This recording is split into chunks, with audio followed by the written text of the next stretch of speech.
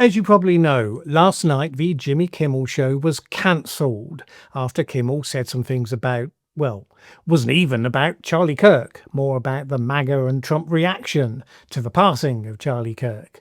Technically, it's taken off air indefinitely, not cancelled. Can't see how that comes to an end under the current circumstances, so it's more or less the same thing. The inciting incident was broadcast on Monday this week. So bear that in mind in terms of how much we did and didn't know at that point about the shooter. I certainly saw some posts going around at that time suggesting that the shooter had been a groiper, someone who's on the far right who didn't think that Kirk was right-wing enough. Now that turned out not to be true, like of course so many things that circulate before the facts are fully known. Anyway, Kimmel said this: "We hit some new lows over the weekend with the MAGA gang desperately trying to characterise this kid who murdered Charlie Kirk as anything other than one of them, and with everything they can to score political points from it." Now, we can argue about this. At the time, we'd found out the shooter was from a MAGA supporting family. We knew that. He liked guns, obviously, and various other things. Kimmel doesn't say that he was actually MAGA himself, in spite of what some people are suggesting, just that the MAGA gang had been trying to label him as one of the other side, the they that they keep talking about. And that was certainly true, to be fair, of people on both sides. They were all desperately trying to show that the shooter was more affiliated with the other side than with their own. It's just that MAGA is gearing up to bring the full force of government behind their version, so it kind of takes more importance because of that. But anyway, maybe he was just plain wrong. Maybe that was completely obvious at the time. Doesn't matter for the discussion to come. Anyway, Kimmel went on to say this: "In between the finger pointing, there was grieving. On Friday, the White House flew the flags at half-staff, which got some criticism, but on a human level," he said, "you can see how hard the president is taking this." And then, of course, you cut away to the clip of Trump being asked how he was coping with his personal grief at the loss of his friend, and Trump waving that away with "pretty good" or something like that, and then talking about the construction of his new ballroom at the White House. Now look, to be fair to Trump for just a moment, and I know those are not words some want to hear, it could just have been a clumsy cope with the fact that Trump doesn't want to discuss his feelings with journalists. So he changed the subject, just that he did it in a way that looked bad if you wanted to make a thing out of it. Or, fine, maybe he's just incapable of forming human attachments and it's all fair game. I don't know which. But Jimmy Kimmel's a comedian, so of course it was gold for him anyway. So the punchline came: yes, he's at the fourth stage of grief, construction. And he finished this: "This is not how an adult grieves the murder of someone he called a friend. This is how a 4-year-old mourns a goldfish." Okay, a bit savage to someone who has shown signs of genuinely being affected by the event, but the person in question is the President of the United States, and you know, such savagery was all the vogue with MAGA people when that person was Joe Biden. What's sauce for the goose, sauce for the gander, and all of that. MAGA conservatives slammed Kimmel for the comments, but they do that for late night comics all the time. Business as usual. And it wasn't making fun of Charlie Kirk, it wasn't celebrating his death or anything like that. All logic would say it was pretty safe stuff. But when you're moving to authoritarianism, it's pretty safe until suddenly it isn't. So Tuesday came and went. Sky didn't fall in, but on Wednesday, the Federal Communications Commission chair, Brendan Carr, a Trump appointee of course, was on Benny Johnson's podcast, and he described Kimmel's comments as, quote, "truly sick." He, as FCC chair, threatened the network ABC and owners Disney, saying this: "This is a very, very serious issue right now for Disney. We can do this the easy way or the hard way. These companies can find ways to take action on Kimmel, or there is going to be additional work for the FCC ahead. They have a license granted by us at the FCC, and that comes with it an obligation to operate in the public interest." After that statement, and who knows what private communications, the local network's owner Nexstar came out saying that Kimmel's remarks had been offensive and insensitive, and, echoing Carr's phrase, continuing to give him a platform was not in the public interest. So they announced they would not be carrying the show.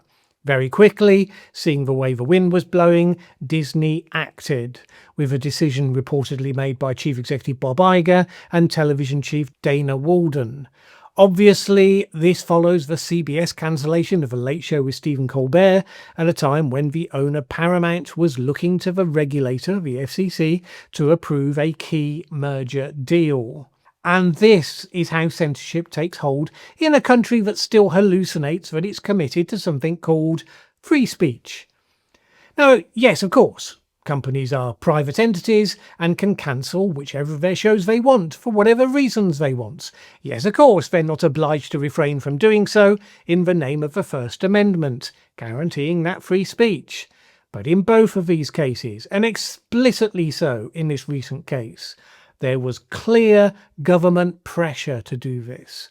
Now, government action to curb free speech, that's kind of the whole point of the First Amendment. So this event really has finally and completely exposed the MAGA weaponization of that for the one-sided fraud it always obviously was. And it's remarkable how many MAGA voices have been finding ways to square that particular circle today, led of course by President Trump, who, to be fair, didn't even bother trying to provide any sort of justification.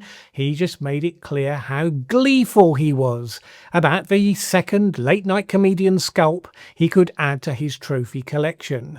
So he posted this on social media: "Great news for America. The ratings challenge Jimmy Kimmel show is cancelled.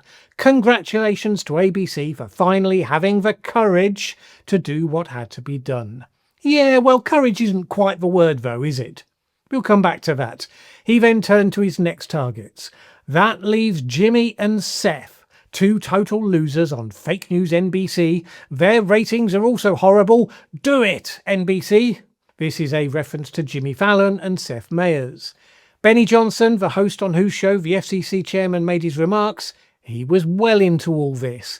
He called Kimmel's words malicious lies and said, "Thank you for your strong leadership here, Chairman Brendan Carr."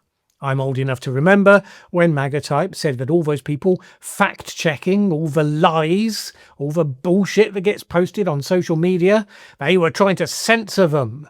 And the very idea of allowing that was un-American. Because this is the point. Even if it had been correct that Kimmel was completely lying and doing so in the most distasteful way, it is still protected speech. That's what Charlie Kirk himself argued, after all. And heck, never mind Charlie Kirk. How about this 2019 tweet from one Brendan Carr? Should the government censor speech it doesn't like? Of course not. The FCC does not have a roving mandate to police speech in the name of the public interest. So the FCC stepping in at this stage is simply the most clear signal that the rules have changed, or indeed there are no rules. It's now just down to corporate bullying. And no, ABC and Disney, they did not show courage. They showed the thing that allows autocrats to get away with this: spinelessness, fear, cowardice. The cowardice of corporations and other institutions is the fuel that makes this possible. It's worth noting that Nexstar, that first domino to fall, is currently engaged in a merger with Tegna, valued at $6.2 billion. And yes, that merger requires the approval of the FCC, and for the FCC to actually amend existing regulations, an amendment Brendan Carr has signalled he's feeling quite positive about. When the merger was announced, Nexstar chief executive Perry Sook spent quite a bit of time heaping praise on the Trump administration specifically. So yes, of course they did. Then you had Sinclair Broadcasting Group, another of the same types of company that has also been lobbying the FCC for the same changes in regulations, which is about a cap of the number of stations you can own. Sinclair praised Brendan Carr's comments on Kimmel, said that it was taking immediate action as well, and said that it was also demanding that Kimmel should have to make a sizable personal donation to Charlie Kirk's family and to Turning Point USA. Might as well have said that he should prostrate himself as well before a golden statue of Donald Trump himself and beg forgiveness before falling on his own sword. Do we feel the courage oozing from the pores of all these people? No, we do not. Plenty of corporate leaders know that yes, you can make plenty of money under authoritarian rule so long as you spot what the new rules of the game are and you play by those rules. What lovely people they must all be. Still, at least some Conservatives were trying to remain consistent with what they believe to be their values. So, for example, Brit Hume, the Fox News political analyst, said this: "The First Amendment does not protect performers like Jimmy Kimmel from being cancelled by their private sector employers. But I would have liked the outcome a lot better if the chairman of the FCC had not involved himself in it." Indeed, but if he hadn't, I'm guessing we wouldn't even be having this conversation right now. So good luck to such Conservatives in the coming months, because by all evidence they're going to find it a pretty rough ride. Free speech for me and not for thee is the rule. The exercise of power to shut people up is getting pretty blatant, and we're going to see it enabled by a great deal more examples, I suspect, of corporate cowardice to come. Ironically, in the joint press conference at the end of Trump's state visit to the UK, a journalist asked a telling question about the threat to free speech, but he asked it to Keir Starmer, UK Prime Minister. The fantasy continues that the UK has a huge free speech problem, while the American government is strong-arming critical comedians off the airwaves and spreading from that a chilling effect to plenty of others who, let's face it, are now going to actively self-censor to the gratification of Trump.